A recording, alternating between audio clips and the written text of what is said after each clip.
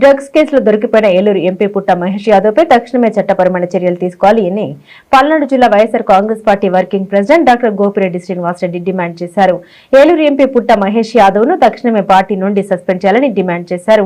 ప్రశ్నించడానికే party పెట్టారని చెప్పిన Pawan Kalyan drugs తీసుకుంటూ దొరికిపోయిన ఎంపీ పుట్ట మహేష్ యాదవ్ గురించి ఎందుకు ముఖ్యమంత్రిని ప్రశ్నించడం లేదని సూటిగా ప్రశ్నించారు. కూటమి అరాచకాలపై ప్రజలకు ముఖ్యమంత్రి చంద్రబాబు నాయుడు, మంత్రి నారా లోకేష్, ఉప ముఖ్యమంత్రి కొణిదెల పవన్ కళ్యాణ్ తక్షణమే సమాధానం చెప్పాలని గోపిరెడ్డి శ్రీనివాసరెడ్డి డిమాండ్ చేశారు. నిన్న హైదరాబాద్ లో తెలుగుదేశం పార్టీ ఏలూరు ఎంపీ పుట్ట మహేష్ యాదవ్ డ్రగ్స్ తీసుకుంటూ దొరికిపోయిన సంఘటన చూస్తే చాలా బాధాకరంగా ఉంది.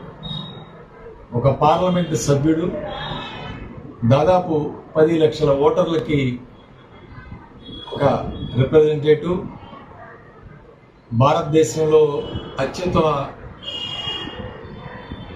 పార్లమెంటులో సభ్యుడై ఉండి ఈ విధంగా డ్రగ్స్ తీసుకోవడం అనేది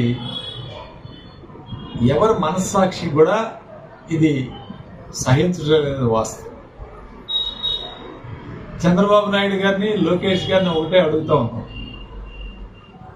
ఆంధ్రప్రదేశ్ రాష్ట్రంలో డ్రగ్స్ లేకుండా చేస్తాం, డ్రగ్స్ ని పూర్తిగా తొలగిస్తాం అని కోతలు కోశారు. ఇవాళ మీ పార్టీ ఎంపీఏ ఈరోజు డ్రగ్స్ తీసుకుంటూ దొరికితే మీరు ఏం సమాధానం చెప్పబోతున్నారు ఈ రాష్ట్ర ప్రజలకి?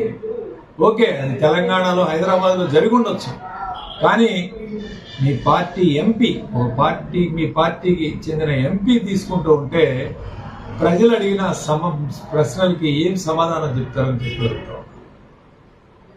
అట్లానే వైఎస్ఆర్ కాంగ్రెస్ పార్టీ సోషల్ మీడియాలో పోస్టులు పెడితే కేసులు పెట్టారు.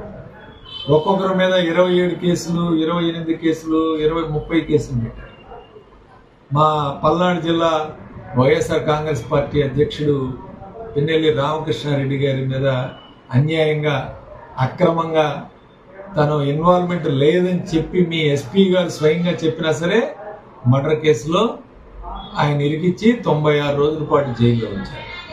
అట్లానే జగన్మోహన్ రెడ్డి గారి జన్మదినానికి పొటేలు కోసిన వాళ్ళ మీద, కోళ్లు కోసిన వాళ్ళ మీద పబ్లిక్ గా ఊరేగింపులు జరుగుతూ వాళ్ళ మీద అన్యాయంగా కేసులు పెట్టి లోపల పెట్టారు. ఇప్పుడు మీ పార్టీ ఎంపీ డ్రగ్స్ తీసుకుంటూ దొరికాడు. ఇతని మీద ఏం కేసులు పెట్టబోతున్నారు?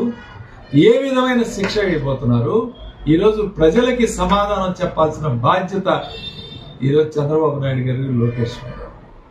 ఒకటే అడుగుతా ఉన్నారు, పవన్ కళ్యాణ్ గారు మీరు ప్రశ్నించడానికే వచ్చానని చెప్పారు. ఈరోజు ఏం ప్రశ్నిస్తారు? ప్రజలకు ఏం సమాధానం చెప్తారు? ఖచ్చితంగా ఈ చర్య అనేది చాలా అనైక్యత చర్య. ఈరోజు